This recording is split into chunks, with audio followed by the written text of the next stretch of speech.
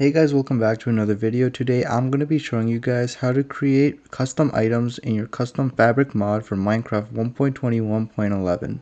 To get started, you're going to want to have IntelliJ downloaded and go to plugins and make sure you have the Minecraft plugin installed. It's called Minecraft Development and you want to make sure you have it installed because that's what we're going to use. Once you have it installed, let's create a new project, make sure you have Minecraft selected, and let's give it a name. So for this mod, I think I want to make some food, so I'm going to call it fast food. I'm going to click on fabric and I'm going to click the latest version. I'm also going to put this down to make sure it actually works because there are a little bit of issues with the new versions. Everything else can be kept the same and we can press create. Once you guys are here, make sure you set up your SDK. I'm going to be using Java 21. That's what you should be using too. If you guys don't know how to get a new Java SDK version, you guys can go up here, then click on project structure, and then right here you can pick whatever you want.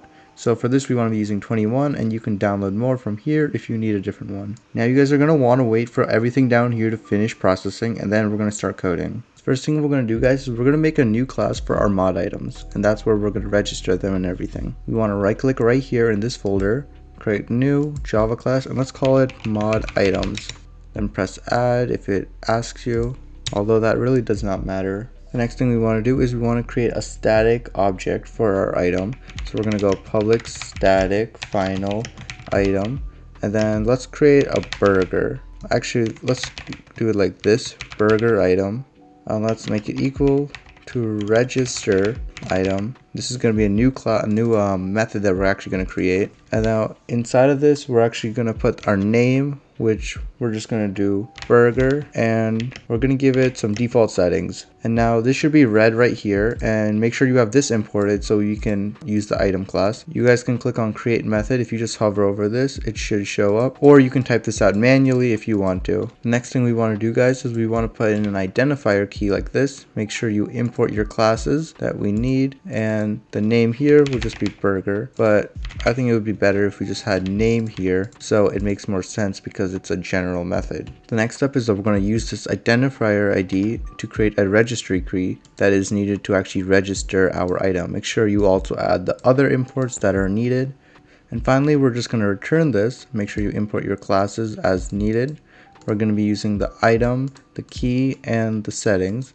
And this will return up to here, which will become this item class, this item object to be specific.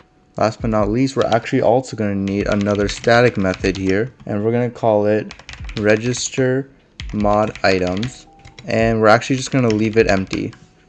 And this is the actual thing we're going to call, and the reason why it's empty is because we actually need to call something to make sure these actually get initialized.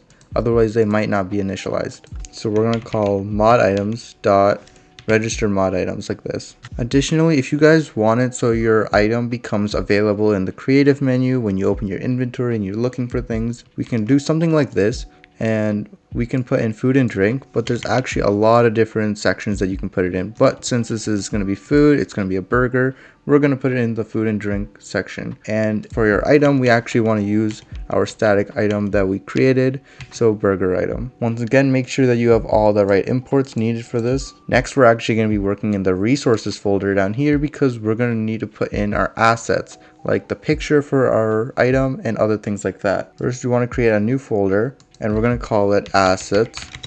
And now inside of assets, we're going to create another directory called fast food. Now inside of here, you want to create another one, and we're going to call it items. Now inside of here, we actually want to create a JSON where we want to call it burger.json, and we want to put in something like this. Just type it out like that, and we should be good to go. Now inside of the resource folder, we're going to create a new thing. It's going to go in the assets folder / fast food / lang, and this is going to be needed so when people actually look at your item, when they like hover over it, it's going to be the name that shows over it. And again, we want to create a JSON. We're going to call it eng_us.json,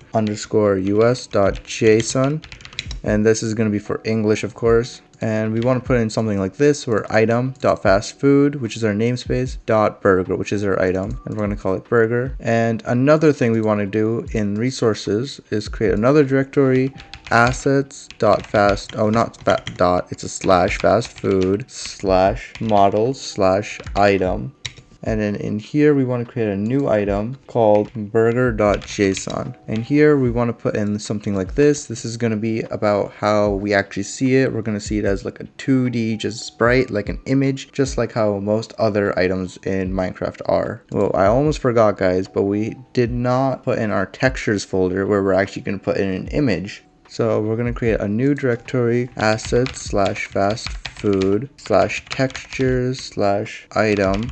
I actually have this little icon here that I created, a PNG called burger.png, and I'm just going to drag that in. It looks like this. It has a transparent background and it's 16 by 16 because that's what the default Minecraft textures are. Of course, you can pick whatever textures you want. Ideally, you want something that's a square and something that's a small size because the Minecraft textures are small usually. Finally, we want to actually run this, so we're going to come here, click here, and you're going to see Minecraft client. If you don't see Minecraft client, you might need to wait a few more minutes because it might not have loaded in yet. Like when I first created this project, this was not here, but after a while of coding, it's finally here. So we're just going to press the play button, and now you're going to have to wait another few minutes. It might take longer if you're on a slower computer, but this will basically just compile Minecraft with your mod in it, and we can just press play and make a new world, and you'll see what I mean. So let's go to single player, let's create a new creative world. Alright. Now let's open our inventory, let's go to food and drinks, and let's scroll down, and whoa, we see burger. But you might notice if we go to survival, alright, let's get ourselves hungry a bit, and you guys can see I'm getting hungry, but I actually can't eat this, even though it was in the food section, because if you go in our code, and we go here, I think, you'll see that we actually just gave it default settings, and we haven't given it any food settings, like how much saturation it would fill up or anything like that. So let's get started on that now. So here, instead of item.settings, we want to do item.settings.food. And now inside of food, we want to press enter and then write new food component. And then we want to remove that .builder with an uppercase B. And then we want to add in our new thing. So we want to do a .nutrition. So we can put in an integer here of how many hunger points we want to restore. Now remember, each one of these little icons you see here is 2. So if you want to fill up, let's say 4 of these, you would have to put in 8. And let's do some other things like our saturation. So we can do .saturation modifier.